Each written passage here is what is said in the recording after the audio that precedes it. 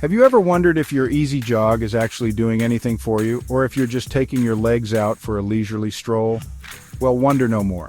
Today we're breaking down the different speeds and intensities of running. Basically the who's who of the running pace party.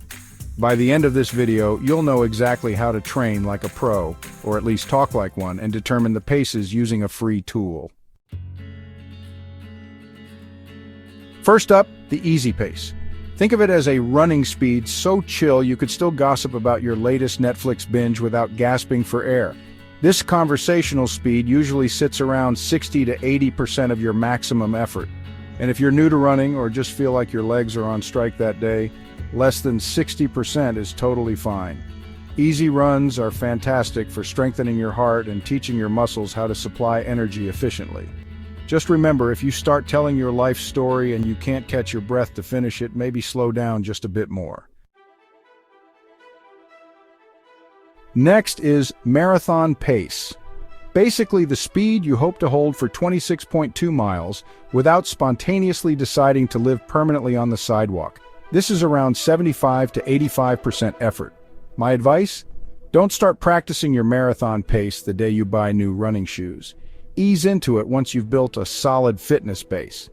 Oh, and keep these runs to about 20% of your weekly mileage, or no more than 18 miles, whichever gives your legs the fewest reasons to riot.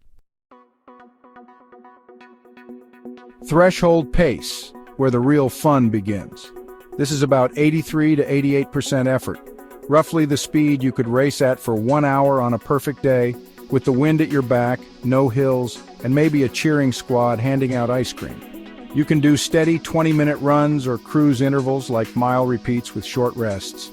Threshold training helps your body clear lactate, fancy talk for not feeling like your legs are on fire quite so soon.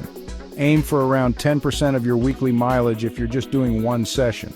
Higher mileage runners can bump that up, but proceed with caution unless you enjoy waddling for the next few days. Intervals. This is where you run hard, but not so hard you spontaneously combust for 1 to 5 minutes, then recover for about the same amount of time.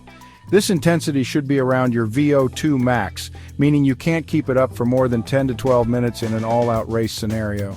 Intervals improve both how you deliver oxygen to your muscles and how well those muscles use it. Just limit the total distance of these intense bouts to about 8% of your weekly mileage or 10 kilometers, whichever is less. Remember, if you start seeing stars, it might be time to dial it down or take a break. Repetition pace is all about short bursts up to 2 minutes at roughly your mile race speed. Between each burst, you get a full recovery. The goal is to sharpen speed and running efficiency without leaving your legs feeling like they've just done a triathlon on Mars. In one session, keep the total distance of these repeats under 5% of your weekly mileage. For all you middle distance fans out there, we have fast repetition pace, think current 800-meter race speed, but not your future lightning fast 800-meter pace. This helps your body's anaerobic system handle the stress of faster running.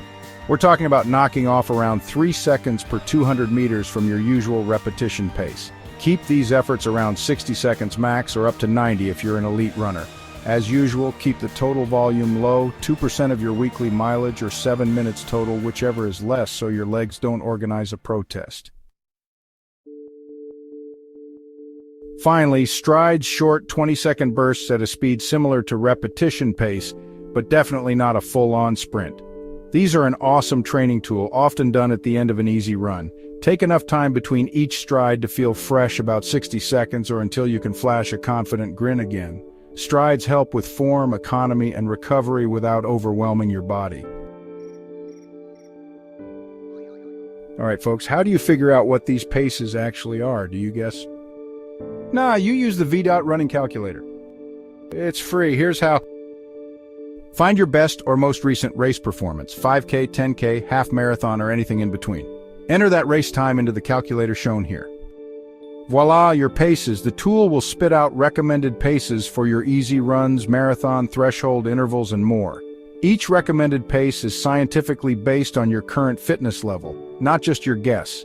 Pin those paces on your fridge, tape them to your treadmill, or screenshot them for bragging rights at your next group run. When someone asks, How fast should I be running my intervals? You can give them an exact number and possibly blow their minds. The VDOT calculator takes the guesswork out of training, plus it's a lot more accurate than the classic approach run until you feel like death, then back off a smidge. So if you want precision, consistency, and a friendly digital coach, the VDOT Running Calculator has your back. And there you have it, 7 running intensities from easy-breezy to rocket speed, each with its own superpower, and how you find your own paces with the VDOT calculator. Whether you're training for your first 5 kilometers, your fastest marathon, or the day you finally outrun your neighbor's hyperactive poodle, these paces will keep you moving efficiently and safely. Thanks for watching. Remember to like and subscribe to the channel and turn on notifications to get an update. Happy running!